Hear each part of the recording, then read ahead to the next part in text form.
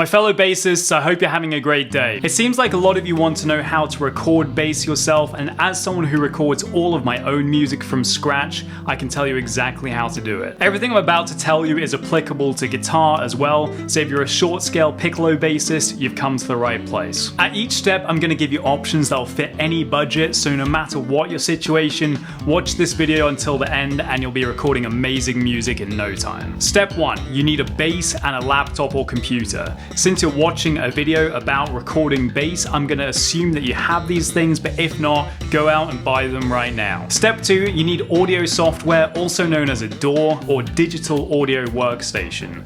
If you're using an Apple laptop or computer, you'll probably get GarageBand free with that.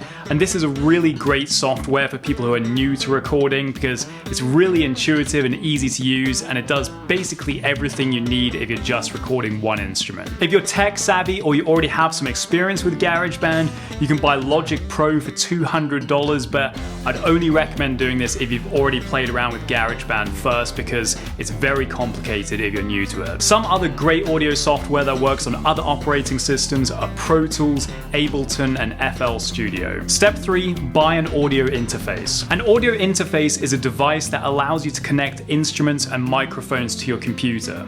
Without this, the only thing you'll be able to record with is the low quality microphone that comes with your computer, which will just sound terrible. My pick for a low budget audio interface is the Behringer Euphoria, which goes for about $70. A really good mid-range interface is the Focusrite Scarlett 2i2, which I use for years with great results, and it goes for about $200 on Amazon. And on the higher end of things, I recommend the Universal Audio Apollo Twin, which goes for around $1,100 on Amazon. It's the audio interface that I use. It gives you a really crystal clear sound, and it also comes with some free plugins. If you don't know what plugins are, I'll go over that later in the video. When you're recording, you obviously need something that will allow you to hear yourself and listen back. Just make sure you're using wired headphones rather than something with a Bluetooth connection. Wireless headphones always have a slight lag due to the Bluetooth connection, and this just makes it impossible to record well. If you're on a really tight budget, I'd recommend just getting some Apple earbuds, which only cost $10. If you've got a little bit more cash to spare, the Beyerdynamic DT770 Pros are incredible value. Those are the ones that I use, and they're $170 on Amazon. And finally, if you have a bigger budget and you want to hear every tiny detail in your recordings, or you want to get into mixing more, I would recommend the Yamaha HS7 studio monitors, which go for around $700 a pair. These are the studio monitors that I use, and they're perfect for recording and mixing. But just about 5 years ago, I was using cheap earbuds for everything, so if you don't have a lot of cash, don't let that stop you from making music. Step 5, get ready to record. Alright, you finally have all of the equipment and software that you need, which means you're almost ready to record. Make sure your audio interface is plugged into your computer and your bass is plugged into your audio interface.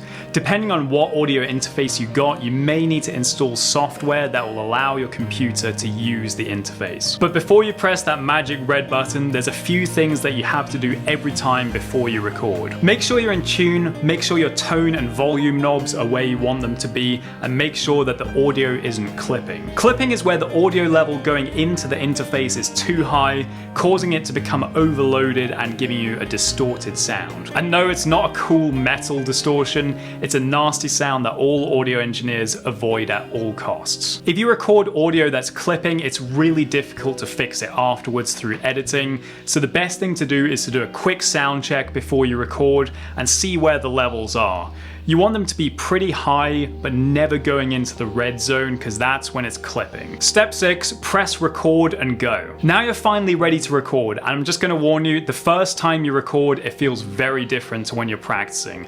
And also, when you listen back for the first time, you might be a little bit shocked at your timing isn't as great as you thought you were. But don't let any of that get you down. Just like anything, recording takes practice and no one gets it right the first time. Step 7, learn how to use plugins. This step is more optional, but if you want your bass lines to sound more pro, you're gonna need to learn how to use plugins. You can think of plugins as being like effects pedals inside of the audio software that you're using. Most DAWs have stock plugins for things like compression, reverb, EQ, and even amp simulators. These come free with the software, and some of them actually sound pretty good. If you still want to spend some more on getting a really nice bass tone, you can buy some high quality plugins.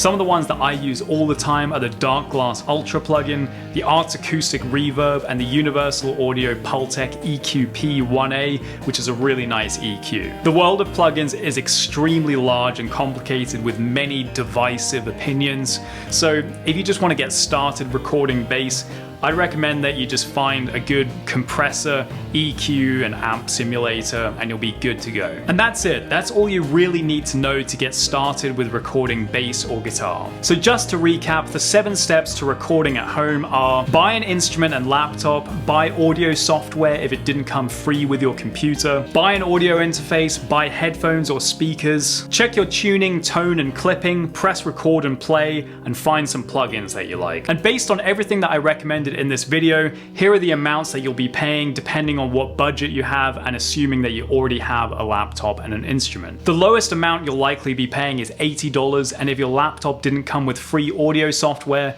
this will be more like $120. A mid-level home recording setup will set you back around $570, and a high-end setup will be about $2,000. Of course, you can go way past this if you want to create a professional level studio with acoustic treatment and huge mixing desks and multiple monitors and racks of hardware, but if you're just wanting to record some bass and guitar at home, that's completely unnecessary for now. If you feel like you want to take this even further and figure out how to get a really great professional bass tone for your recordings, check out lesson number 76 on Patreon, where I go into detail on all of the plugins and recording techniques that I use to get amazing tones for any style of music. On Patreon, you'll also get instant access to hundreds of exclusive backing tracks, tabs, and practice videos for everything ranging from technique to tone and a whole lot more. So if you're interested in that, check it out in the description below.